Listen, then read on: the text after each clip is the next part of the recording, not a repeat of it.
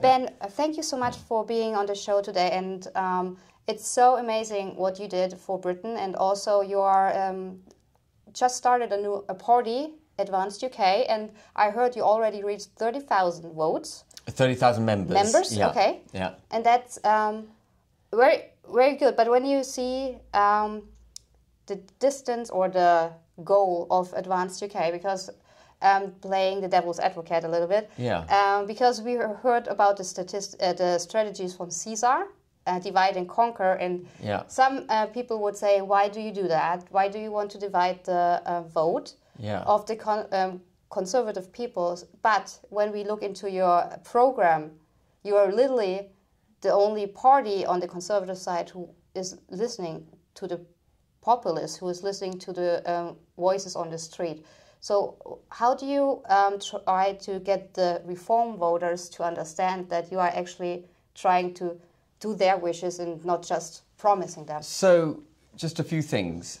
When people say you're splitting the vote, the presumption behind that question is that there are a number of parties with the same political philosophy and you're taking votes off them and therefore making it difficult for that collective political philosophy to establish itself in government.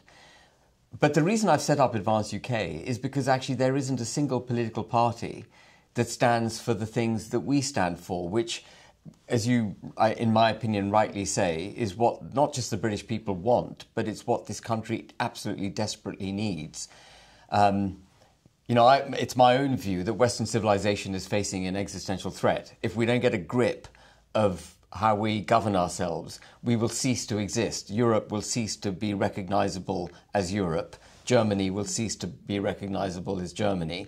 The United Kingdom will cease to exist. And there is hope for the United States because you've got a Trump administration that is trying to reverse it.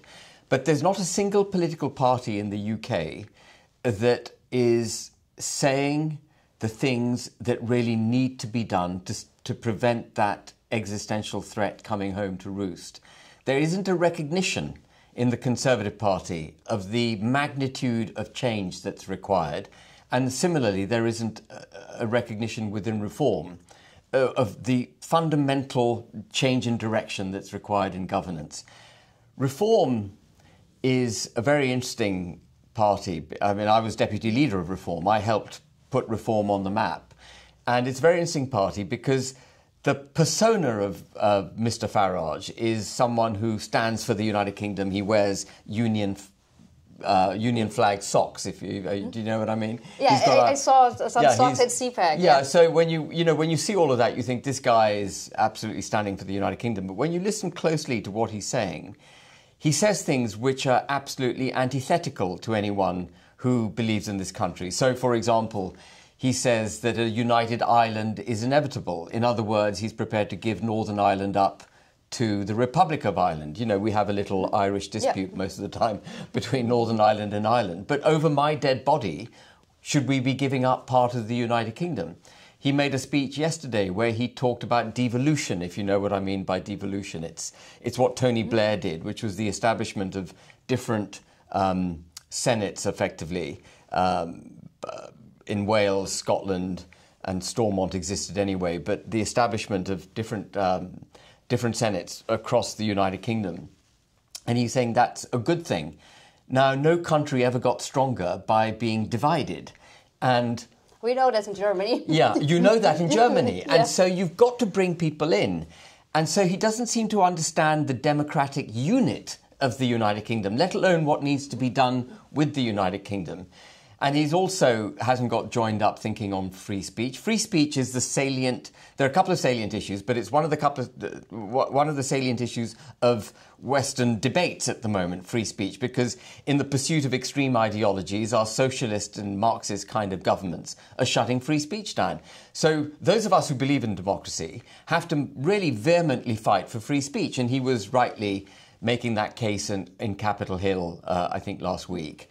But 2 days after he made the case, rightly in my view, that the Online Safety Act should be repealed because it's controlling free speech on the internet, he recruited into Reform the architect of the Online Safety Act. So Nadine Dorries, that was her brainchild. She is now a member of Reform. And he talks about the need for democracy, but he actually is quite content, for example, to leave Northern Ireland in the European Convention of Human Rights. We can't have democracy in this country unless we eject international law from our fabric. Laws have to be made by our parliament for our people. And so he hasn't got joined-up thinking, Nigel Farage. He looks the part, he wears the right socks, but he hasn't got joined-up thinking. And the Conservative Party is lost, as I said. So there's a massive gap for a pro-British party that wants to create a proud, independent, prosperous United Kingdom. And my party stands for 4 very simple things, Vicky. Nation-state of the United Kingdom of Great Britain and Northern Ireland in all its parts and all its people. A Christian constitution. And as distinct from culture. People talk about Christian culture. And that's important. But Christian constitution is fundamentally important. You can't maintain a Christian culture if you set aside your constitutional roots as a Christian country. And we've got to reinstall our Christian constitution. Freedom of speech, as we've just discussed. Democracy, ejecting supranational institutions and getting rid of the lanyard class, the bureaucrats who've taken over government. And then fundamentally, equality under the law. In the pursuit, again, of these extreme ideologies and shutting down freedom of speech, our criminal justice system is a two-tier justice. It's multi-tiered even, you know, depending on where you come from, what your background is, what your ethnicity is, you get protections. And Lady Justice above the Old Bailey, I'm sure you're aware, is blindfolded. And she's blindfolded for a reason, because she should be dispensing justice blind of who you are. If you committed a crime, you pay the penalty for having committed that crime. It doesn't matter whether you're a foreigner, whether you've got issues at home, whether you've got socioeconomic, poor socioeconomic background, etc. You do the crime, you do the time. And so we've got to find our way back to these 4 very basic principles: nation-state, freedom of speech, democracy, equality under the law. And there isn't a single party that offers that. So when people say you're splitting the vote, I say, from whom? Yeah. From whom am I splitting the vote? Because we're the only party that's going to do this. And what was your second question? Sorry, Vicky. You literally explained it perfectly. Now I want to go to the part because, like you mentioned very well, the United Kingdom, as is Germany and most of the countries in the European Union or in Europe, are Christian-valued countries and should be ruled under a Christian. In America, you have Christian Judeo-Christian law, but mostly Christian, because this is how our countries were built upon. So, and the UK is Christian too. You have even your own church, like the Church of England. So you even created your own church. Yeah. So the thing is, I don't know if you heard about the case in Vienna. It is now mostly a month ago, where the 2 Muslim men were fighting in front of the Vienna court to solve their juridical problem under Sharia law. Yeah. What do you think what the court in Vienna did? They allowed it. So it's now with a court case proven that when you want to have Sharia law, you can have that through the back door. Through the back door. Yeah. And that's unacceptable. That's not acceptable. There can only be one law in the United Kingdom. That's British law. Yeah. Yeah, but when you see who is now in your country, I don't think that there is that you don't have Sharia law at all. I think with all the illegals who are coming in, and then you have this big community of Pakistani, and we have all the biggest problem with the grooming gangs, which is another very catastrophic case where I have some questions for you because of how Nigel Farage was dealing with the problem. Yeah, it's the biggest stain on our country, I think, the grooming gangs, and rape gangs, I call them. That's what they are. So what I was asking, or wanted to ask with the Sharia law is, how do you want to make sure that this is not coming also through the back door? Because when you see all the judges are literally letting those illegals who are raping, stabbing girls, or even killing people on the street, like, they are war shocked and they have PTSD, so we can't give them any long sentence. But then you have someone who is just tweeting tweets saying women should be allowed to have their own spaces. he gets picked up by the police on the airport. Yeah. But if you want to protect criminals who've raped and pillaged, if you like, our country, if you want to protect those criminals, you have to shut down freedom of speech. If you want to perpetrate extreme policies, you have to shut down freedom of speech. And that's how we've got to where we are. So what we've done in this country, and you'll be very familiar with it from Europe and the States, is that we've had mass migration into the country from cultures which are antithetical to our culture.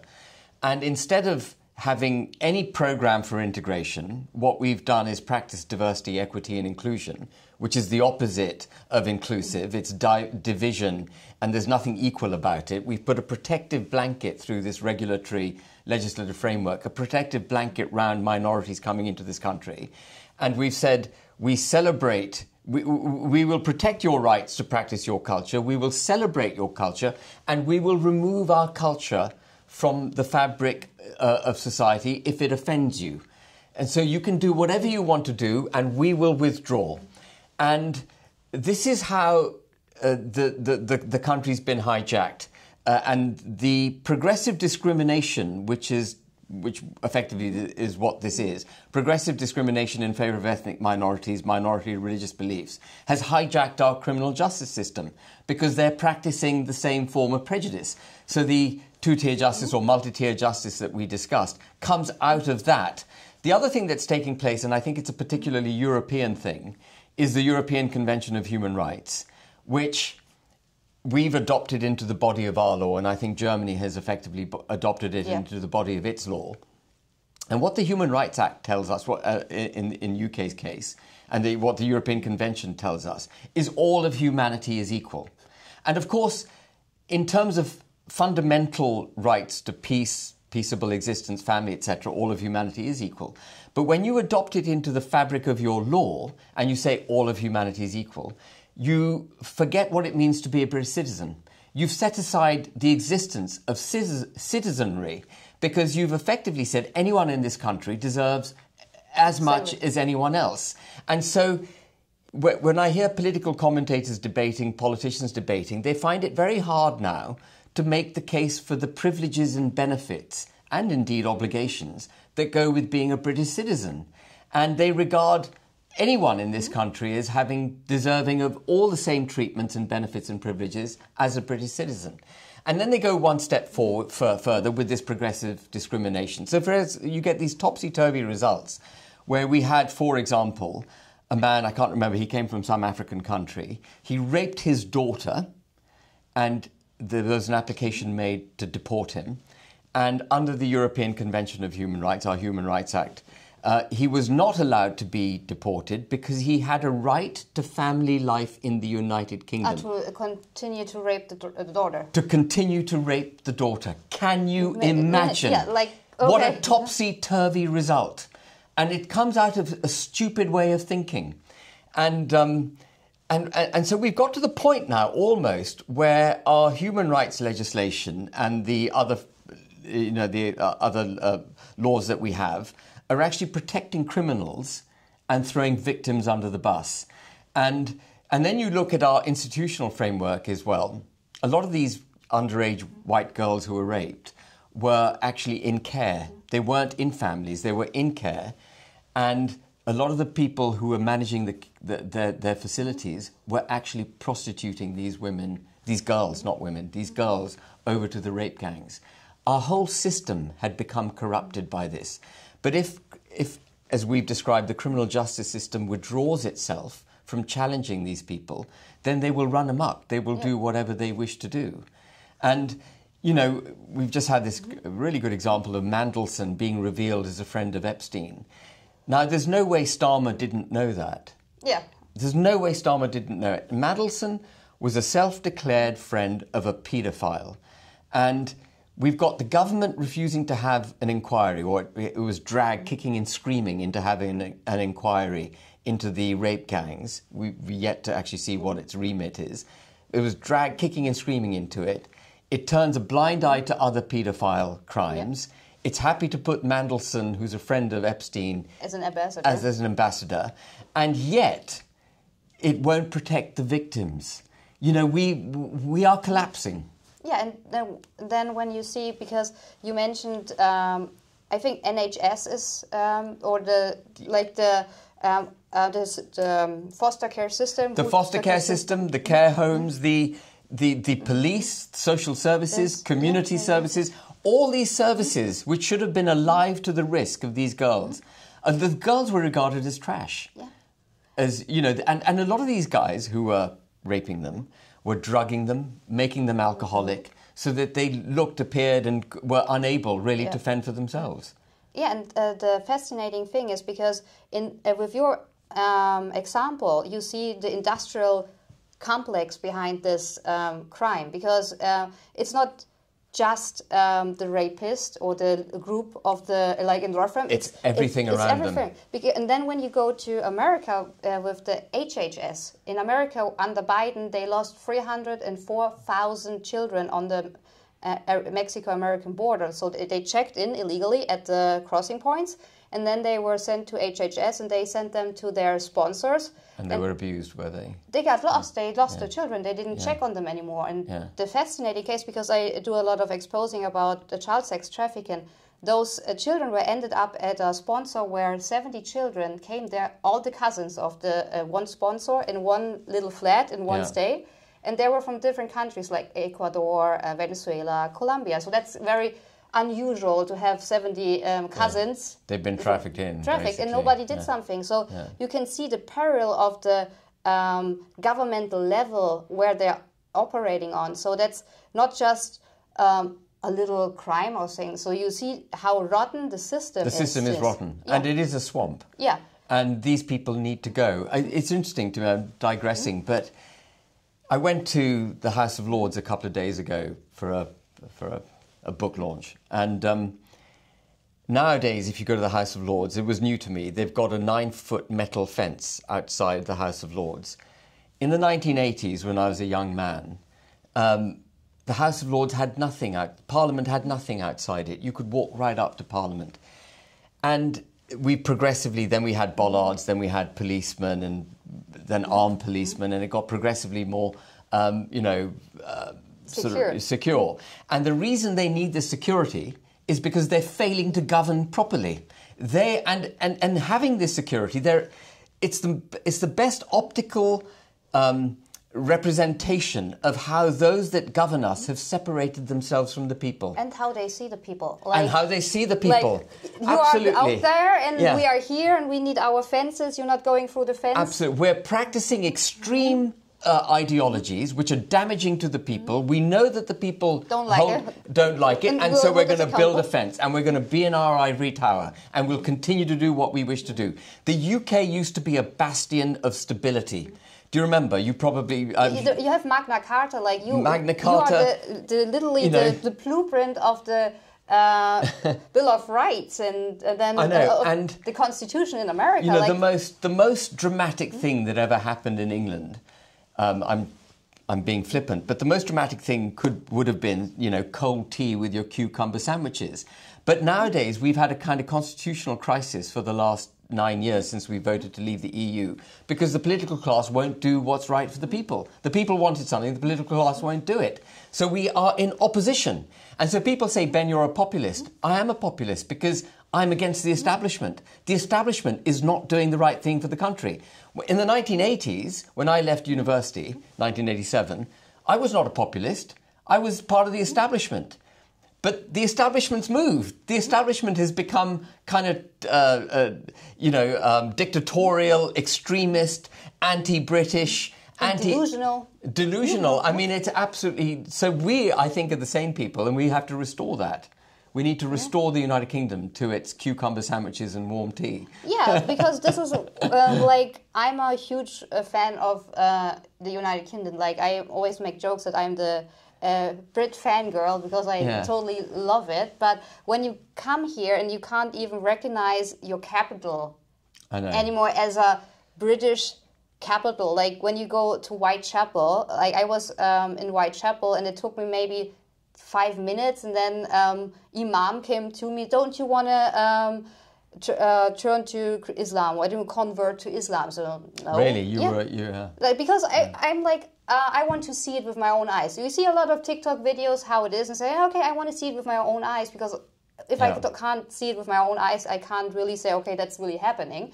So I said, okay, just go to Whitechapel and see, and literally 7 minutes, and then when you see how it looks like, and everyone makes a joke about Londonistan, but it's not a joke. No, it is Londonistan. Yeah, It is. And there's no diversity in Tower Hamlets. Yeah. If you know what I'm saying. Yeah, that's insane. And then I was driving by at a kebab shop. They were opening a kebab shop, and there was an imam praying with big speakers for probably that Allah is praising the kebab shop and everything, and that nobody said something against it. Like, the crowd was like, really, okay. That's so I freedom, think this is the other absurdity. Yeah. And then when the Christian pray, they're gonna arrest you. Yeah, if you stand outside an abortion clinic, just quietly praying, you're just not even doing anything, just praying in your head, you get arrested. Yeah, and that's like what I think is so sad, because you're losing your identity, and then when you see who is now running London, Sadiq Khan, he's now Sir Sadiq Khan. He got a knighthood. I don't know how he get that, but that's the British king, I guess. And then when you see what's happening now in America, where you have New York City, and we just had 9/11, and 9/11 happened because Islamic extremists wanted to hurt the heart of America. And then you see the mayor candidate, who is literally open saying a good buddy of Sadiq Khan, and Sadiq Khan writes them emails how to make New York nicer and better. And this is like so crazy, and I always ring the bell and say, hey, you have to be very, very cautious about the Islamization of America. So what would you... but what they'll say to you is people have the right to be Muslims, you're Islamophobic, and you should shut up, and so on and so forth. I mean, what's really interesting to me, just on that point, is the number of burqas now I see in London. Now, the burqa for me is the outward expression of the internal repression of a woman. Yeah. It's born out of I think the historic reason for it is that it's born out of a belief that women need to cover themselves up because men won't be able to resist them. Men are basically, have animals. Just animals. And, one might make the argument that a man needs to control his urges a bit more rather than a woman having to cloak herself. But that's why I say it's repression. It's the outward expression of an internal repression of women. It is the opposite of the libertarian society that we had. But it is the so-called liberals who say that this woman has the right to do it, to choose it. So liberalism has gone extreme.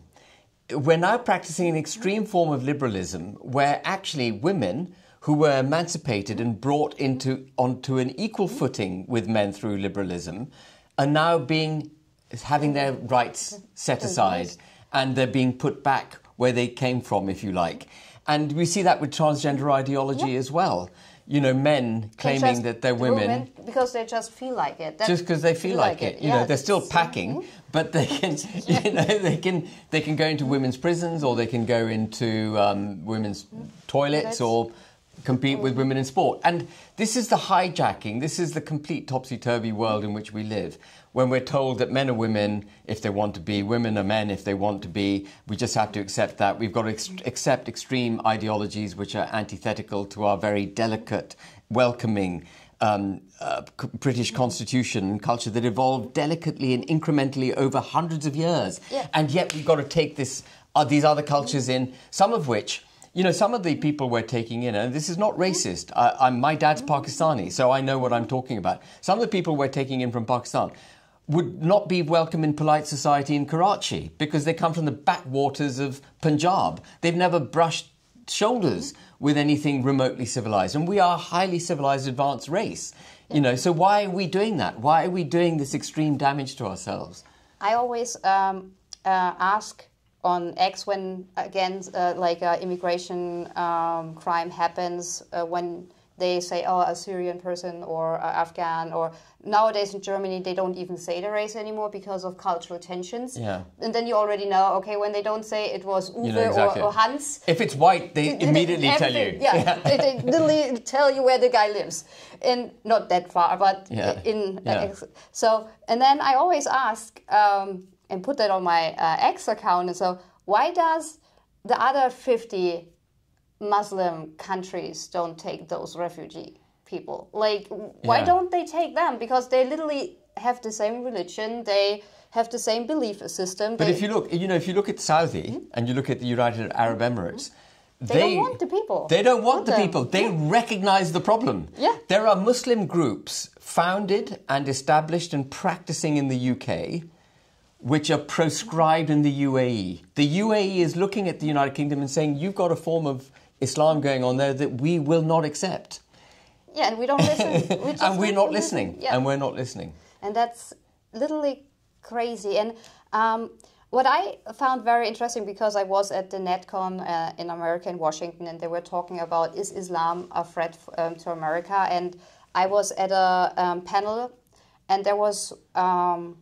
he was a former soldier, and he did some advertising and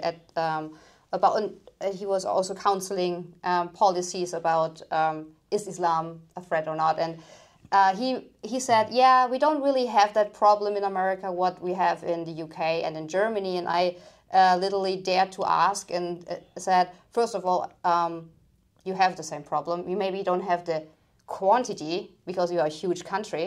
Yeah. So the numbers don't show up like they show up in UK, because UK is just a little island or two islands. And then you have Germany. So the numbers are totally different. So we see it better, but you have the quality of the problem. Because when I don't know if you heard about Minnesota, where this Somalian man raped a 12-year-old girl, and this Islamic Center wrote a letter to the judge. Yeah, he didn't know that it's illegal to rape a child, and then the judge gave him a smaller sentence. Well, there you go. That's two-tier criminal justice, isn't it? So and then you have everywhere popping up those super mosques in Texas, and now in Florida. I live in Florida, so they're popping there too, and the burqas and the scarves are coming. So it is coming. And the other thing to remember, I think, and we are going to have to change in this country, is that Christianity over the centuries has become much less self-confident, much less muscular. It doesn't proselytize, it doesn't try to convert. It's removed itself out of society in many ways. Islam hasn't. It's a muscular religion. It is supremely self-confident. You know, if you convert to being a Muslim, you're reverting in Islam, because everyone's a Muslim. They've just, the Kafirs have gone the wrong way. And so we've taken this very muscular, self-confident religion, and we've taken some of the worst fundamentalist components of it into the United Kingdom, and then we've put a protective blanket around it and said you can do whatever you want to do. And that is just madness. It's madness. And then when you see how they talk about infidels, like, because with me working in the military former, so we had to study the culture of Afghanistan, of Muslims, and then about the little tribes, what they all have. So they don't even want to be tolerant. They are seeing this, they are on this high standard, oh, we are Islam, everyone else is infidel. If they don't convert, they are our enemies.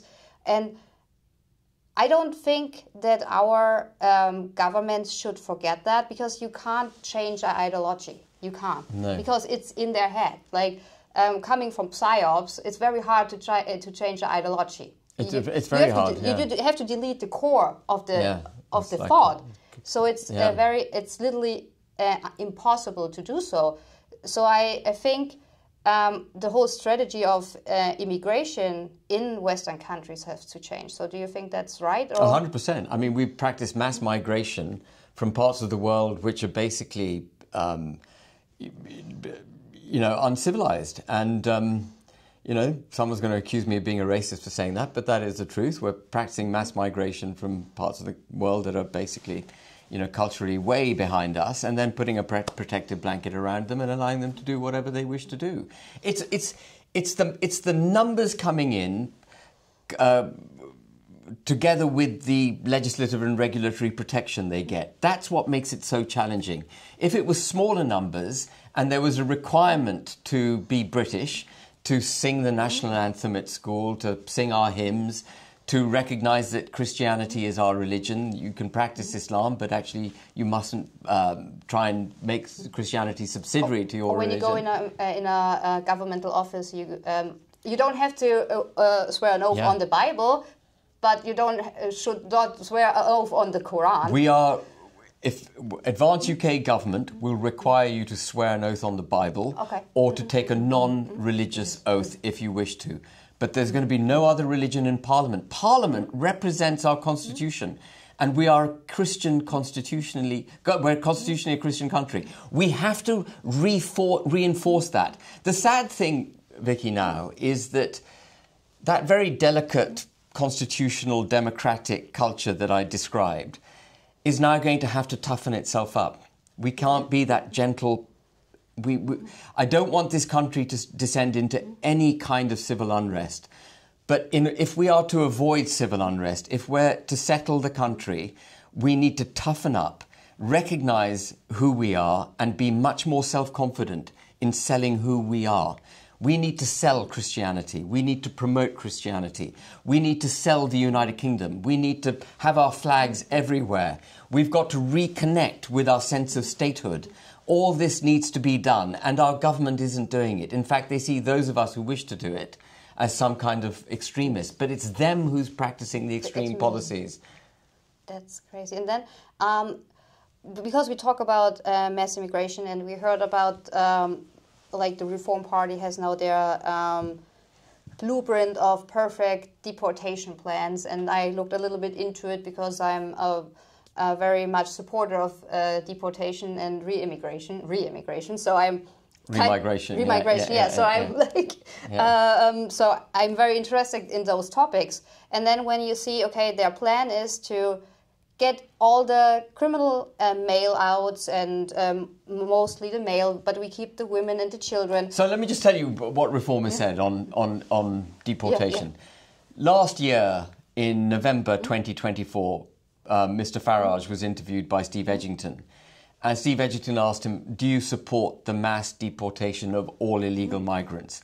And Farage said, no, I don't. It's a political impossibility. And then Steve Edgington asked him, do you have an ambition to do it? And he said, no, I don't. I don't have an ambition to do it. That's very telling. Yeah. So that was where he was in November 2024. Then a few weeks ago, under pressure from people like me, he said, we have to deport everyone. He had a press conference. He said, anyone in this country illegally, and somehow he came up with a figure of 600,000. No one knows how many are here. Yeah, that's why they're illegal. Yeah, that's why they're illegal. He said 600,000 people will be deported. There'll be 24,000 put in detention every year. There'll be 5 planes leaving the country every day. I mean, how you can come to those kind of detailed numbers, it's nonsense, right? It's nonsense. It's just that you say something. Yeah, it's just performative bullshit. Sorry, forgive me. It's okay. Just bullshit. And when you listen to that, you think this guy's not serious. Anyway, but at least he was saying anyone who's here illegally will be detained and then deported. That was a big step. Then the next morning, he went to he was in front of the press again. I think he was in Scotland. And the press asked him, would you deport every woman and child? And he said, no, women and children are not included. The day before he had said women and children are included. The next day he said they're not included.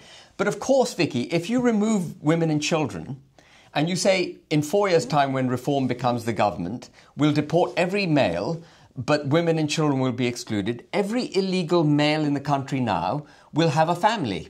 That's what they'll do. They'll go and get married, they'll have children. And no court, or very few courts, are going to split families. And I was thinking even more vicious. Like when you see, okay, we do the theoretical part, we remove all the criminal male and all the illegal males. And then we have the mothers and the children, but the children will remember who took the father away. Oh yeah, so we are literally... You're causing a problem. Yeah, you're literally raising another extremistic group because the hate of, they took my father away. Oh my God, yeah, absolutely. So they're literally creating another extremist problem. Yeah, and I mean, the thing is, it's just not joined up, is it? Because the other consequence, immediate consequences, instead of men coming across, it'll be women and children coming, and you can't deport them. So you just change the nature of the problem. Oh, the men get younger and younger. They're actually 26, and then they say, I'm 15. Suddenly they're children, And so when you say you're going to deport all illegal migrants, you've got to just stick with it. All illegal migrants have to be... If you've broken into this country, you have to be arrested, you have to be detained, you've broken the law, and then you have to be sent back. Starmer, our Prime Minister, won't even call them illegal migrants. He calls them irregular migrants. Oh, now we are... polishing the words now, mind the attracted person. We don't call them pedophiles, and we're just mind the attracted person. And that's how they do it. They hijack the language in order to legitimise what they're up to. And if the Prime Minister of this country can't recognise that these people are criminals because they broke into our country, we've got no hope. And then Farage is talking all the kind of nonsense that he's talking. Oh yeah, I want to ask you about one. But I just want to say one more thing on deportation. When he says women and children are excluded, what he's revealing is that he thinks deportation is bad. He's excluding women and children because he thinks we don't want to hurt women and children. Deportation isn't bad. You're sending them home. Yeah. They need to go home. That's their home. This is our home. Solve the problem at home, and then give them a reason to stay. Don't give them a reason to go. That's how you should deal with a problem. And he can. I'd be very happy for him to say our foreign policy needs to change. We need to, give aid to countries that will take their people back, and we should sanction countries that won't take their people back, and so on. That's a different argument. But to say that women and children stay here reveals to me that he thinks deportation is bad. That means he's never going to do it. Oh, he's not planning on it. He's not planning on it. He sees it as bad. And a year ago he said it's impossible, he has no ambition. So when you, just going back to your first question, splitting the vote, who am I splitting the vote from? Yeah, that's true. So I have one question, because we all heard about the sad event in Utah with Charlie Kirk's murder, and then a lot of politicians and celebrities gave their condolences in post, and even Mr. Starmer made a ex-post how sad he is and how bad he feels, and he sends his condolences to the family. But the funny thing is, if Charlie Kirk would have been British, he would be in jail. Well, absolutely. There's every chance he would have been in prison for what he's been saying. Yeah, like Lucy Connolly. And Peter Lynch, you've probably heard of Lucy Connolly. Yeah. Peter Lynch, not many people know, but he was arrested at the same time. He went to jail for the same things that Lucy Connolly did. And he hanged himself in prison because he couldn't take it. This man should never have been in prison. And there is Starmer describing Axel Rudakabana, who's a second-generation Rwandan, describing him as Welsh. The Welsh cowboy, the Axel Rudakabana was the guy who killed those three children, stabbed lots of others. He stabbed one child 120 times and then tried to remove her head. And these details were kept secret by the government. His identity, his ethnicity was kept secret. They described him as a Welshman. If you describe someone as a Welshman in the United Kingdom, the image that you conjure up is a middle-aged white guy standing in a field. With like sheeps. Yeah, with sheep. That's it. That's your Welshman, right? And that's the image he wanted to convey. It was deflection. The authorities are against the people. The establishment is against the people. That's why they need the metal gates at Parliament. Yep. And we have the same thing in Germany. So we had a whistleblower from a policeman who said to a bigger newspaper in Germany, and now they have the order when they file the crime. Normally you would fill in the race like white. And now they don't do it? No, then they have to put German now. Yeah. So they're literally lying even in the filing of the crime to make it nice in the statistics. Only the Germans are the problem. And if they kill your ability or remove the ability to identify who's committing the crime by doing, can they find them? Then it becomes really difficult enforcing the law. It's all damaging. Yeah. It's so crazy. Yeah. So it's just a pure insanity what is happening in the United Kingdom. And we have tomorrow a very, very important day. The United Kingdom rally is coming. United Kingdom, yeah. I heard you're going to speak. Yeah, I'm speaking tomorrow, yeah. And is this going out before tomorrow, or...? I hope. We have to see, because I have to translate it with German subtitles also. So the thing is, what do you wish will happen? Because we already heard that they are already frame it as the far-right extremist party and all the Nazi skinhead hooligans coming to London. And are you going to be there? I will be there. Yeah. I even can come with my German flag, so I have my little German flag with me. So the thing is, what is your message to the people in the world, but also in the UK, who are thinking there is something wrong in Denmark, like quoting Shakespeare, and still like, oh, but I don't want to be framed as. So what do your message? So what I say is, the old definition of left and right is completely gone. There is no left and right anymore. There are those people who believe in global principles for the governance of their countries, extreme forms of liberalism, who don't recognize citizenry but recognize all of humanity being equal, and therefore are very happy with mass migration. They stand against the nation state. I call them the liberal global order, of which Starmer is firmly a member. And I therefore call him anti-British, because all the policies he practices are anti-British. Then there's a group of us who actually believe in our nation state, believe in democracy, freedom of speech and equality before the law. And these people here class themselves as left-wing, which is all cuddly and warm, so that they can class us as right-wing. And the minute we accept the definition of right-wing, they can then push us down to far-right. It's a slippery slope to far-right. And then fascists. Yeah, and fascists. So what I say is there's no left and right. There are globalists, liberal, sort of extreme forms of liberal globalists, who are totalitarian, anti-free speech, anti-democracy, and those of us who believe in our nation states and our democracy and freedom of speech. If believing in your nation, freedom of speech and democracy and equality under the law is far right, then I am far right. And I'll be very happy to be far right if that's what it is. But I don't see myself as far right. I just see myself as being proud and loving my country. That's proud of my country and loving it. That's it. Thank you so much. Thank you.